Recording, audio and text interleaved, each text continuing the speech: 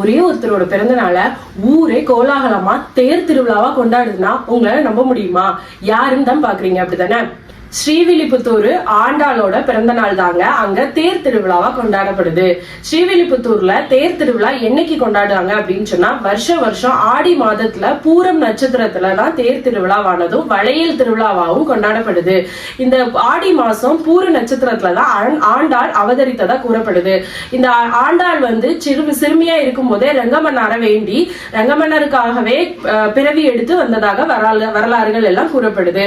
இந்த ஸ்ரீவில்லிபுத்தூர்ல உள்ள ஆண்டாள் தேரோட்டமானது ஆடி பூரத்தன்னு தான் நடைபெறுதுங்கிறது ஒரு சிறப்பு வாய்ந்தது. அது மட்டும் இல்லாம ஆடி பூரத்தன்னு எல்லா கோயில்கள்லயும் உள்ள அம்பாளுக்கு வளைகாப்பு சாற்றப்படுகிறது.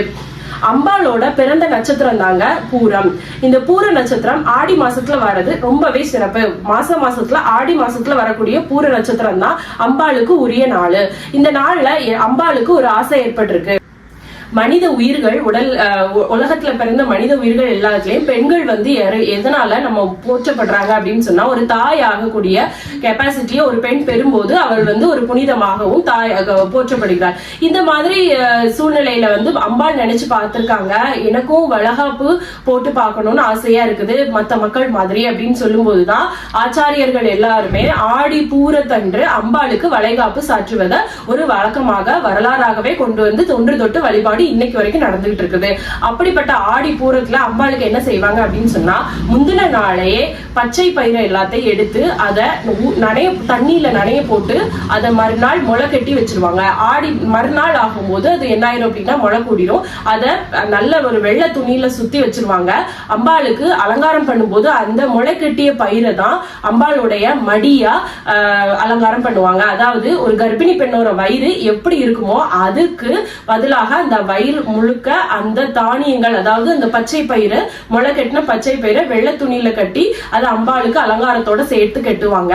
அதுக்கப்புறமா அம்பாளுக்கு வஸ்திரம் சாத்தி வளையல் பூட்டி, கை நிறைய வளையல் பூட்டி, சுத்தி இடங்கள் எல்லாமே வளையல் மாலையால சாத்தி அலங்காரம் பண்ணுவாங்க. இதுதான் என்னது அலங்காரம், தீபாராதனை, விசேஷம், நைவேத்தியம், இதெல்லாம் படைச்சு வழிபடுறதுதான் என்னது அப்படின்னு சொன்னா ஆடிப்பூர வழிபாடு.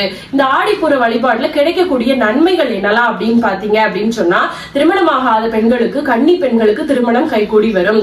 குழந்தை இல்லாம கஷ்டப்படக்கூடிய குழந்தை இல்லாத பெண்களுக்கு அந்த மடி கட்டின பயிறு மறுநாள் பிரசாதமா கொடுப்பாங்க.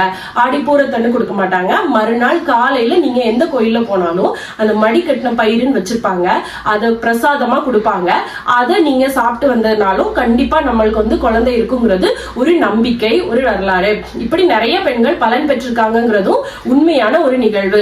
அதனால நீங்களும் மறக்காம ஆடி பூரத்தன்னு பக்கத்துல உள்ள அம்மன் கோயிலுக்கோ சிவன் கோயிலுக்கோ போய் அங்க உள்ள அம்பாளுக்கு உங்களால் முடிஞ்சத மஞ்சள் குங்குமமாவோ இல்ல ஒரு செட்டு வளையலாவோ வாங்கி கொடுத்து அர்ச்சனை பண்ணிட்டு வாங்க. நன்றி.